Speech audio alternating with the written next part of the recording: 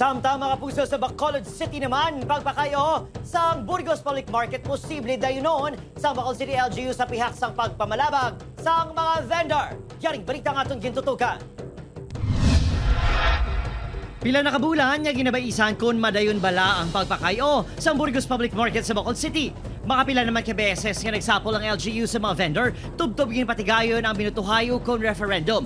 Kung ang 525 million pesos nga renovation fund ang gamiton pabala o kung i-divert na lang sa iba nga proyekto. Nagdaog ang No to Reconstruction nga may 237 kaboto. Rason nga nakita na lang sa iba nga proyekto ang alkalde. Apang ang alkalde ang nagpangduha-duha kag posible dayunon na lang ang programa. Yes, I heard may mga petition ko nga that they would like to. Will it change your mind? Well, depends. Kung mapakita nila nga majority sa ila are already in favor of it. Sino sa spokesperson ni Mayor Benitez, luyag kuno sa alkalde nga pamatian ang mayorya sa mga vendor nga kapin 700 ka sole owners sa mga kapalaran sa merkado. The local government code is very specific that we have to involve our stakeholders at conduct sa consultation. Ang manugbalik nga si Sheila pabor sa pagpakayo sa merkado nga mangin palagyan kuno para mas may desente na nga comfort rooms kag mapaiway ang pagbinaha kag mabaho nga merkado. Gusto ko yada yun nun gid ang reconstruction.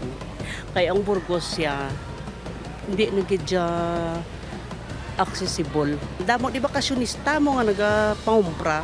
Hindi na namian niya daw, hindi gid sila namian mo sa mall sila gasulod. Apang sunod sa asosasyon sa mga vendors, no deal na kag ang pondo itogya na lang sa ibang merkado. Wala na kami blast dosalig sa panggoberno kay tungod nga nang before gipagwa kami nila.